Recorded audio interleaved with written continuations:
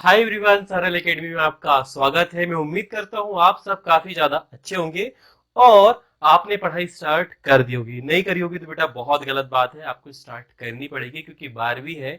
और केमिस्ट्री का पेपर जो इस बार चेक हुआ ना, मजा ही आ गया। मतलब जो वीडियोस हमने बनाए थे नंबर कैसे कटते हैं, यहाँ कहीं देख सकते हो आप, देख लेना। बहुत ही इंपॉर्टेंट है, ठीक है। परंतु उसके पहले आज जो हमारा टॉपिक होगा कि हम पढ़ेंगे कि एल्किल हैलाइड जो होते हैं यानी कि सी डैश एक्स या आर डैश एक्स, उनकी प्रकृति कैसी होती है, कैसे व्यवहार करते हैं, उनके मध्य कौन सा आबंध होता है। ये सब सारी चीजें देखेंगे जिससे हमें आगे ये पता चलेगा कि कैसे इनकी रासायनिक अभिक्रिया होगी, कौन जल्दी से रिएक्ट करेगा, कौन धीरे से रिएक्ट करेगा। ठीक है। उसी से निकलकर एक प्रश्न या काफी सारे ऑब्जेक्टिव आपको देखने को मिलेंगे कि द्विध्रुव आघूर्ण किसका अधिक होता है, किसका मान कम होता है, किसमें आवंत की लंबाई अधिक होगी, किसमें कम होगी। ऐसे सारे कुछ ऑब्जेक्टिव जो हैं आपको देखने को मिलेंगे। कौन से चैप्टर से? Chapter number 6।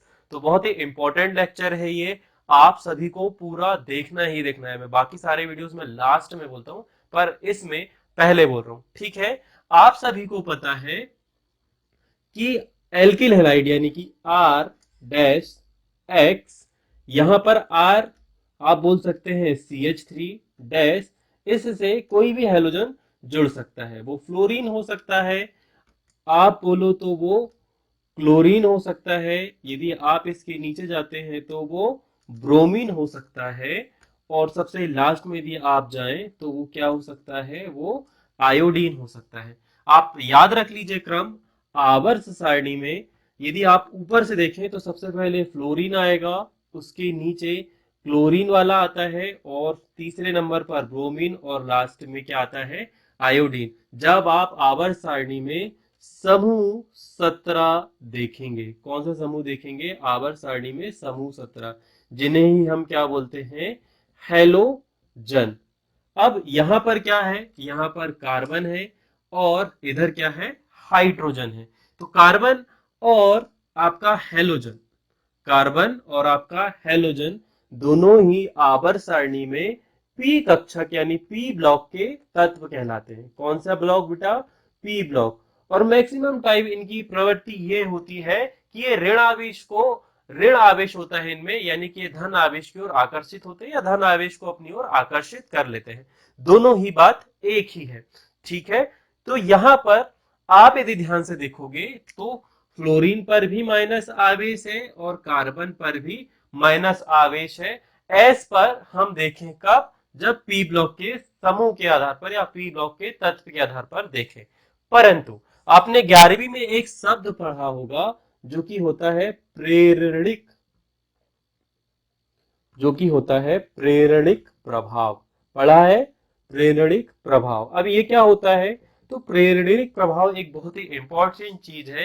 जब मान लीजिए कि दो एक समान ब्लॉक के तत्व हैं, तो हम ये देखेंगे कि किस पर अधिक विद्युत ऋणात्मकता है। कहने का आशय ये है कि कौन सा इन दोनों पर अधिक विद्युत ऋणात्मक है, किस पर अधिक ऋणावेश होगा। ठीक है। तो उसके कारण इस पर्टिकुलर तत्व पर ऋण आवेश आ जाएगा और उसी कक्षक के दूसरे तत्व पर आंशिक रूप से धनावेश आ जाएगा। तो इसी प्रकार से ये सारी चीजें लागू हो जाएंगी। सभी पर क्या हो जाएगा? सभी कार्बनों पर धन आवेश और सभी हेलोजनों पर ऋण आवेश होगा। पहली चीज आपको क्लियर हुई। 11वीं में हमने पढ़ा था प्रेरणिक प्रभाव, ठीक है।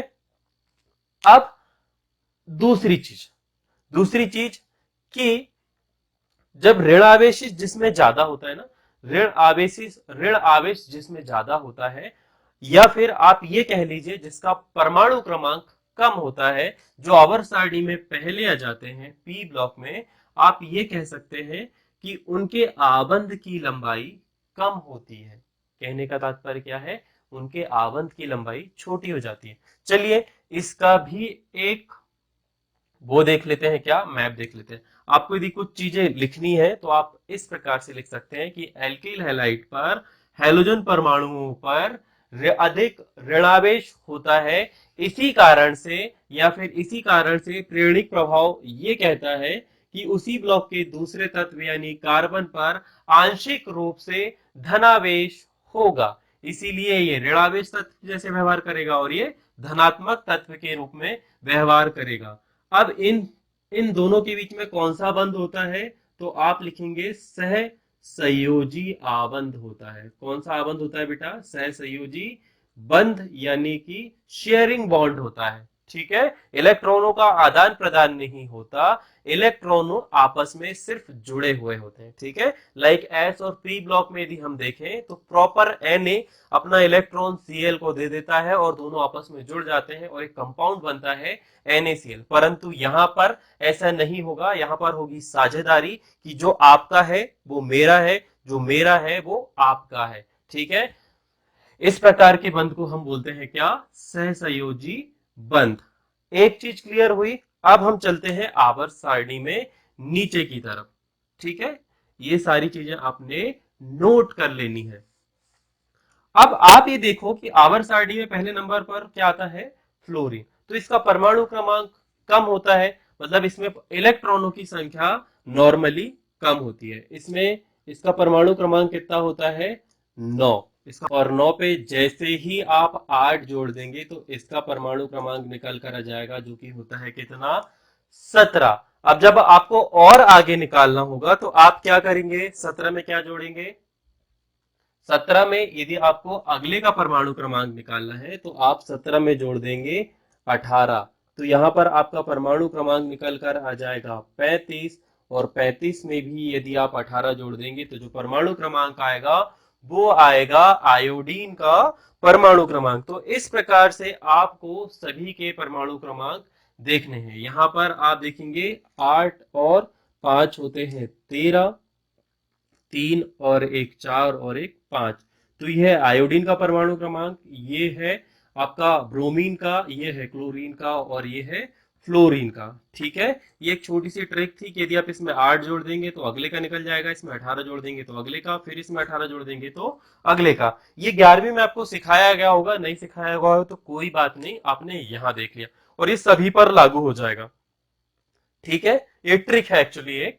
अब ध्यान देने वाली बात है कि इस पे इलेक्ट्रॉन कम होंगे, मतलब इस पर अधिक ऋणावेश होगा। इस पर परिरक्षण प्रभाव, एक प्रभाव होता है परिरक्षण प्रभाव, कम होगा। क्या होगा, परिरक्षण प्रभाव कम होगा। अब आप बोलेंगे सर परिरक्षण प्रभाव क्या होता है, अब नई नई चीजें सीखने आपको मिलेगी। क्या, नई नई चीजें आपको सीखने को मिलेगी। देखो, जो परमाणु होता है ना वो इलेक्ट्रॉनों को अपनी ओर आकर्षित करता है। ठीक है, मतलब जो एस ब्लॉक होता है वो परमाणु के केंद्र के बिल्कुल नजदीक होता है, परंतु जब आप दूसरी शैल पर जाएंगे तो वो थोड़े से दूर दूर होते हैं, फिर और दूर जाएंगे तो और दूर होने लगेंगे। एग्जाम्पल से समझते हैं, ये आपका परमाणु का नाभिक है, ये इसकी पहली कक्षा है, तो यहाँ पर 2 इलेक्ट्रॉन होंगे। आप दूसरी कक्षा में जाएंगे तो हो जाएगा 2s और 2p, तो 2s पे आते हैं 2 इलेक्ट्रॉन, और फिर जब आप आगे जाएंगे तो आपका आएगा क्या, 2p। 2p में कितने आ सकते हैं बेटा, 2p में आ सकते हैं 6 इलेक्ट्रॉन, 1 2 3 4 और ये 5। तो यहां पर हमने 5 क्यों लिया, तो इसका इलेक्ट्रॉनिक विन्यास जब आप लिखोगे तो ये कुछ इस प्रकार से आता है 1s2 2s2 2p5। तो 2 दूनी 4 और 5 9। तो इस प्रकार से इसका परमाणु क्रमांक होगा। इसे आप बोल सकते हैं 1s। ये 2 इलेक्ट्रॉन आपको दिख रहे हैं, आप ये बोल सकते हैं कि ये 2s है। अब हम और आगे बढ़ेंगे ना तो अलग अलग प्रकार की संरचनाएं होती हैं। मैं बेसिकली आपको मोटा मोटा समझा रहा हूं। यहाँ पर यदि आप इन्हें देखेंगे तो आप ये बोल सकते हैं ये पी ब्लॉक है, पी कक्षक है, जिनकी आकृति कुछ इस प्रकार से होती है ना। इन कक्षकों में ये पाए जा सकते हैं, ये गोली कक्षक होते हैं। तो हम इन्हें बात का विषय है ये। तो यहाँ पर कितने आ गए, 5 इलेक्ट्रॉन आ गए। तो टोटल आप देखोगे इस पे 2, इस पे 2 और इस पे 5, टोटल हो गए 9। मतलब बाहरी कक्षा में 1 इलेक्ट्रॉन की आवश्यकता है। तो परमाणु क्रमांक जितना छोटा, यानी कि परमाणु क्रमांक आवर्त सारणी में जो ऊपर की ओर तत्व है पी ब्लॉक के, उन पर अधिक ऋण आवेश होता है। जैसे कि फ्लोरीन हो गया, ऑक्सीजन हो गया, नाइट्रोजन हो गया, इन पर कौन सा आवेश होता है, ऋण आवेश होता है। आप जैसे जैसे आवर्त सारणी में इधर की ओर बढ़ते चले जाएंगे आपको ऋणात्मकता बढ़ती चली जाएगी। साथ ही आप जैसे जैसे आवर्त सारणी में नीचे चले जाएंगे इनकी विद्युत ऋणात्मकता कम होते चली जाएगी। ठीक है, ये आपको समझ में आया। आपने क्या बोला कि आवर्त सारणी में जैसे आप इधर की ओर बढ़ेंगे ऋणात्मक विद्युत ऋणात्मकता बढ़ती चली जाएगी, वैसे इधर पे यदि आप आगे चले जाएंगे तो भी विद्युत ऋणात्मकता कम होते चली जाती है। ठीक है, हम इस बात को आगे पढ़ेंगे। एक और बहुत ही इंपॉर्टेंट बात कि यहां पर आप देखेंगे कि मैंने अभी आपको एक चित्र बना के बताया था परमाणु का। तो क्या होगा कि यहाँ पर बाहरी कक्षा में पी ब्लॉक पर इलेक्ट्रॉन कम भरित होंगे। यहाँ पर टोटल 9 इलेक्ट्रॉन होंगे, यहाँ 17 होंगे, यहाँ पर 35 होंगे और यहाँ पर 53 होंगे। ठीक है, तो इस प्रकार से यहाँ पर आपको एक चीज देखने को मिलेगी, इसका परमाणु का आकार इतना होगा, एक एग्जाम्पल है, तो इसका थोड़ा बड़ा होगा, इसका और बड़ा होगा, और इसका परमाणु में जो बाहरी कक्षाओं का परमाणु की त्रिज्या आप बोल सकते हैं, वो धीरे धीरे कैसे होती चली जाएगी, बढ़ते चली जाएगी। ठीक है, ये क्या हो रही है, बढ़ते चले जा रही। ठीक है, इसी कारण से माइनस आवेश ही है, यानी कि जो एंथैल्पी होती है, जो ऊर्जा होती है दो चीजों की बाहर निकालने की, यानी कि इलेक्ट्रॉनों को बाहर निकालने की, वो इसमें अधिक लगती है और इसमें कम लगती है। अब मुझे एक बात बताओ, ये जब भी आप रासायनिक अभिक्रिया करवाओगे और फ्लोरीन किसी के साथ में जुड़ा होगा, फ्लोरीन किसी के साथ में जुड़ा होगा और दूसरे ही कंपाउंड के साथ में आयोडीन जुड़ा होगा, तो मुझे एक बात बताओ कि सबसे ज्यादा ऊर्जा किस में लगेगी, किसके आबंधों को तोड़ने में सबसे ज्यादा ऊर्जा लगेगी। कमेंट करके आपको बताना है इस प्रश्न का आंसर। इस प्रश्न का आंसर आपसे पूछा जाता है परीक्षा में।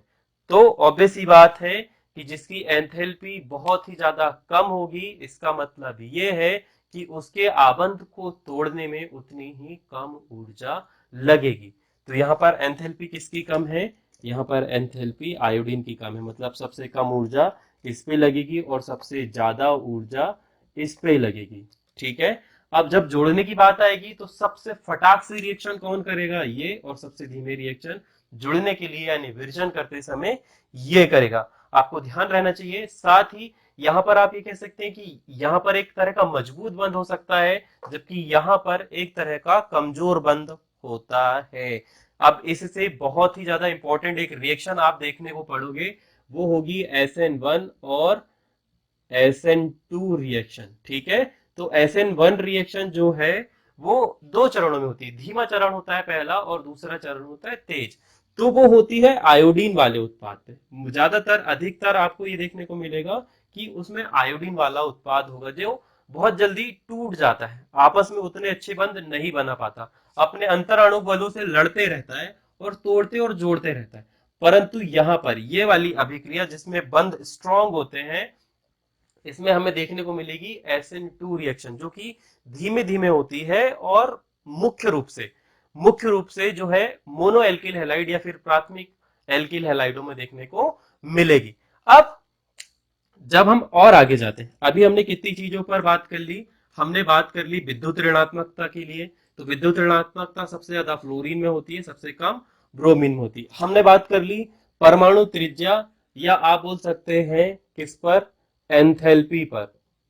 किस पर बात कर ली, आयनन ऊर्जा या एंथैल्पी।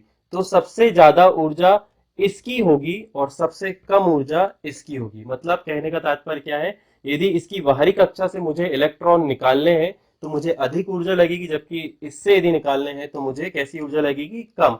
दूसरे शब्दों में बोलूं तो यदि मुझे इससे इसे यहां से इस आबंध को तोड़ना है तो मुझे अधिक ऊर्जा की आवश्यकता होगी, जबकि यहां से मुझे इस आबंध को तोड़ना है तो कम ऊर्जा की आवश्यकता होगी। अब इन ऊर्जाओं के आवंत का मान इस वीडियो को अंत करने से पहले आपको पूरी एक एक चीज लिखवा के बता दी जाएगी।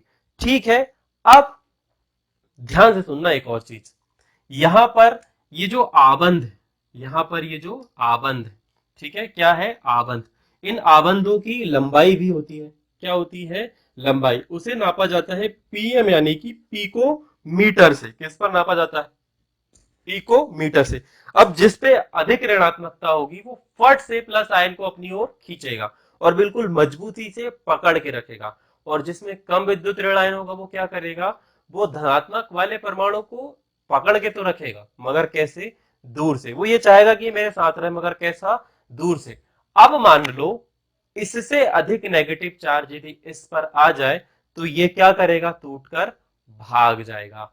ठीक है, ये टूटकर भाग जाएगा। मतलब आबंध की लंबाई जितनी अधिक होगी, आबंध की लंबाई जितनी अधिक होगी, उस परमाणु की, उस प्लस आयन की रुकने की स्टेबिलिटी भी उतनी ही कम होगी। तो यहां पर यदि परमाणु क्रमांक बहुत कम है, परमाणु क्रमांक कम है और इलेक्ट्रॉनों की संख्या भी बहुत कम है, तो उस पर अधिक ऋणात्मकता होगी और वह प्लस आयन को खींच के रखेगा। मतलब आबंध की लंबाई कैसी होगी, पास पास, छोटी छोटी। तो यहां पर इसके आबंध की लंबाई बहुत कम होती है, जबकि परमाणु का आकार जैसे जैसे बढ़ते चला जाता है, आबंध की लंबाई ज्यादा होती है। मेरे हिसाब से बहुत ज्यादा कंफ्यूजिंग हो गया है। अब एक छोटी सिंपल सी हम मैप बना लेते हैं, जिससे आपको समझ में आ जाएगा कि कौन से आवंत की लंबाई ज्यादा होगी, कौन से आवंत की लंबाई कम होगी, किस पर आयनन एंथैल्पी ज्यादा लगेगी, किस पर कम लगेगी, किस पर अधिक विद्युत ऋण आवेश होगा, किस पर कम होगा। ठीक है, तो ये सब सारी चीजें हम एक माइंड मैप या फिर एक तावर सारणी के रूप से समझ लेते हैं, तालिका से समझ लेते हैं, टेबल से समझ लेते हैं, जिससे आपको काफी सारे ऑब्जेक्टिव देखने को मिलेंगे और रिएक्शन की क्रियाशीलता का क्रम भी देखने को मिलेगा। बार बार आपको एग्जाम में एक प्रश्न आएगा कि निम्नलिखित एल्किल हैलाइडों का अभिक्रियाशीलता का क्रम लिखिए। स्पेशली SN1 और SN2 रिएक्शन के लिए मॉडल पेपर में प्रश्न आ चुका है ये लास्ट ईयर के। तो इट्स इंपॉर्टेंट, इसीलिए ये वाला टॉपिक पढ़ाया गया आपको। आपको बता दूं कि ऑफलाइन वाली क्लासेस में ये वाला टॉपिक थोड़ा सा मिस आउट हो गया, परंतु हम दोबारा पढ़ा देंगे। पर ऑनलाइन वाले बच्चों के लिए हमने डायरेक्टली से स्टार्ट कर दिया। ठीक है, नाउ अब एक छोटी सी टेबल बना लेते हैं और इस टेबल से आपको एक सहायता मिल जाएगी कि किसकी आवंत की लंबाई कितनी होती है, कौन जल्दी रिएक्ट करेगा और कौन कम रिएक्ट करेगा। तो सबसे पहले हम यहां पर लिखते हैं तत्व, फिर इसके बाद में लिख देते हैं C डैश एक्स आवंत। C डैश एक्स आवंत मतलब हमारा कौन सा यौगिक है। तो सबसे पहले हम लेते हैं, चलो यहां पर हम सबसे पहले लेते हैं क्या, सबसे पहले हम लेते हैं CH3F, फिर हम लेते हैं CH3Cl, फिर हम लेते हैं CH3Br और फिर हम लेते हैं CH3 आयोडीन। सबसे पहला हमारा पॉइंट जो रहेगा, सबसे पहला जो हमारा पॉइंट रहेगा वो रहेगा आबंध की लंबाई। सबसे पहले हम लिखेंगे आबंध लंबाई।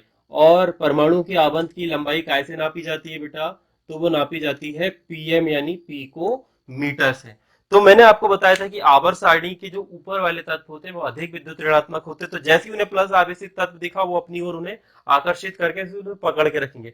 तो परमाणु क्रमांक उनका कैसा होता है, उनका परमाणु क्रमांक कम होता है, और कम होने के कारण वह अधिक ऋणात्मक होते हैं और धन आवेश को अपनी ओर आकर्षित करके रखते हैं। तो आबंध की लंबाई यहां पर कैसी होती है, कम होती है। कैसी होती है, मैं यहां पर लिख दूं कम, कम होती है। और यहां पर सबसे आधी लिखेंगे तो ये सबसे ज्यादा, यहां पर आप लिख सकते हैं सबसे ज्यादा, इसके लिए आप लिख सकते हैं थोड़ी ज्यादा, और यहां पर आप लिख सकते हैं क्या, यहां पर आप लिख सकते हैं सिर्फ ज्यादा। हमने कैटेगराइज कर दिया कम, थोड़ी ज्यादा, ज्यादा और यहां पर सबसे ज्यादा। अब बात करते हैं लंबाई के मानों की। तो इसकी होती है 139, याद रखेंगे आप। इसके अगले वाले की होती है, इसके अगले वाले की होती है 178, इसके नीचे वाले की होती है 193 और इसकी हो जाती है 200 पार। तो 200 पार के लिए आप लिख सकते हैं 214। तो यहां पर यदि आप ध्यान से देखोगे 139, 178, 193 और 214, मतलब यदि हम इनका आबंध बनाए तो ये इतने आबंध की दूरी पर होगा, ये थोड़े कम आबंध की दूरी पर होगा, ये इससे कम की दूरी पर होगा और ये तो बिल्कुल चिपक चिपक के होगा। मतलब एक तरह का ये एग्जाम्पल है, तो आप ऐसे भी इसे समझ सकते हैं। ठीक है, अब मुझे बताओ, यदि मुझे यहां से इस फ्लोरीन को अलग करना है, मुझे इसे तोड़ना है, तो पास पास में है, पास पास में यदि मेरे को किसी को खींच के लाना है तो कैसा करेगा, बहुत ज्यादा ताकत लगेगी। यदि ये कुछ इस प्रकार से बंधा हुआ है तो मुझे खींचने के लिए बहुत ज्यादा ताकत की आवश्यकता लगेगी। परंतु यदि ये ऐसे जुड़ा है, तो ऐसे यदि जुड़ा है, दूर दूर जुड़ा है, तो मैं क्या करूंगा, इस प्रकार से कम ऊर्जा की आवश्यकता होगी इस बंध को तोड़ने के लिए। तो इसे बोलते हैं आप एंथैल्पी। क्या बोलते हैं, इसे आप बोल सकते हैं आबंध एंथैल्पी। क्या बोलते हैं, इलेक्ट्रॉन बाहर निकालने के लिए आप बोल सकते हैं आयनन ऊर्जा या आयनन एंथैल्पी। और आप ये कह सकते हैं कि यहाँ पर आबंद एंथैल्पी कितनी होगी। आबंधों को तोड़ने के लिए जो ऊर्जा की आवश्यकता होती है ना, उसे ही बोला जाता है आबंद एंथैल्पी। इन दोनों आबंधों को तोड़ने के लिए जो ऊर्जा हमें लगेगी वही होगी आबंद एंथैल्पी। और ये कब टूटेंगे, जब ये गैसीय अवस्था में होते हैं। नॉर्मली अवस्था में इन्हें नहीं तोड़ा जा सकता। ठीक है, तो गैसीय अवस्था में दो मतलब दो परमाणुओं को तोड़ने के लिए लगाई गई ऊर्जा वही होती है आबंधन एंथैल्पी। तो सबसे पहले बात कर लेते हैं कि इसमें किसमें लगेगी। तो आप सभी को पहले बता दिया है कि इसमें ज्यादा लगेगी, सबसे ज्यादा लगेगी। कैसी लगेगी? सबसे ज्यादा इसमें लगेगी, ज्यादा अपेक्षाकृत ज्यादा। इसमें लगेगी थोड़ी कम, इसमें लगेगी कम, और इसमें लगेगी क्या? सबसे कम, बहुत कम ऊर्जा लगेगी। तो अब हम लिखते हैं इन सभी का क्या मान। तो इसमें आपको देखने को मिलेगा 452। इसमें जो आपको आवश्यकता होगी वो कितने की होगी? 452 की। जब हम आगे की बात करें तो यहां पर आपको आवश्यकता होगी 351 की।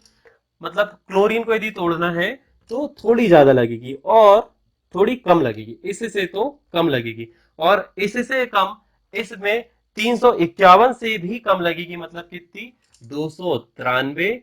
और इसमें सबसे कम, आयोडीन बेचारा सबसे कम पे होता है, उसमें लगती है 234। तो इस प्रकार से आपको देखने को मिलेगा कि आवंत की लंबाई इसकी सबसे कम होती है, इसकी सबसे ज्यादा होती है। उसी का विपरीत जब आयनन आबंध एंथैल्पी की बात करेंगे तो इसमें सबसे ज्यादा ऊर्जा लगेगी आबंधों को तोड़ने के लिए, और इसमें सबसे कम लगेगी। पास पास वाले में ज्यादा लगती है ऊर्जा तोड़ने के लिए, जबकि इसमें कम लगती है। अब यहाँ पर आबंध की लंबाई का मैंने बता दिया कि यहाँ पर ये अधिक विद्युत ऋणात्मक है, यहाँ का कम ऋणात्मक है। तो ये धन आवेश को अधिक ऋणात्मक वाला बिल्कुल पास में चिपका के रखेगा, जबकि ये कैसा रहेगा? दूर से ही नमस्ते करता है, मगर पकड़ के जरूर रखेगा। ठीक है, वो रिश्तेदार नहीं होते जिनसे आप दूर भागते हैं, रिश्तेदार तो है, संबंध तो बना के रखने हैं, पर कैसे? दूर से। ठीक है, और जो क्लोज वाले होते हैं, बिल्कुल परिचित वाले, मतलब गहन दोस्ती, ये तो मेरी बेस्ट फ्रेंड है सर, आप कैसे बोल सकते हो ऐसा? मतलब ये मेरे साथ हुआ था ऑफलाइन स्कूल में। हाउ डेयर यू सर, आपने कैसे बोला? मेरी बेस्ट फ्रेंड है। मैं कहा बेटा, बेस्ट फ्रेंड जैसी चीज बहुत कम एग्जिस्ट करती है। ये उस समय होती थी जब भगवान कृष्ण और सुदामा हुआ करते थे। ठीक है, आजकल तो बहुत ही रेयर, मैं ये मानता हूं कि मतलब की दुनिया रह गई है। अभी आप हो 12th क्लास में, हो सकता है यही बच्चे आपको आगे देखने को मिल रहे हैं कि नहीं मिल रहे, सालों में एक आध बार फोन कर लिए तो ठीक है। परंतु यदि आपका कोई दोस्त है, आपको करता है बातचीत, तो बहुत अच्छी बात है। और मैं ये मानता हूँ जो बेस्ट फ्रेंड होते हैं उसमें समय की कोई भी बातचीत नहीं होती। जब भी आपसे मिलोगे ना, अभी यदि हम हमारे फ्रेंड को फोन लगा दे तो निश्चित ही ये पॉसिबल होगा कि 1 से 1.5 घंटे बात होगी, उससे ज्यादा ही होगी, बात खत्म ही नहीं होती है ना। तो बेस्ट फ्रेंड ऐसे जरूरी नहीं कि बातचीत करें, और जिस क्लास में आप हो, ट्रू बी ऑनेस्ट, बहुत कम ही बेस्ट फ्रेंड होते हैं। मैं ये मानता हूं, ऐसा कह सकते हैं। बाकी आपका पर्सनल ओपिनियन है, यदि है तो कमेंट सेक्शन में मुझे बताना कि आपका बेस्ट फ्रेंड कौन है और कितना बेस्ट फ्रेंड है, ताकि आज के बाद जब भी आप ये वीडियो देखो, आज से 3 साल बाद, 2 साल बाद, तो वो जब ये कमेंट पढ़े तो उससे अच्छा लगे कि मेरा बेस्ट फ्रेंड ये है और हमने लिखा था। तो एक यादगार जैसी मेमोरी बन जाएगी बेस्ट फ्रेंड।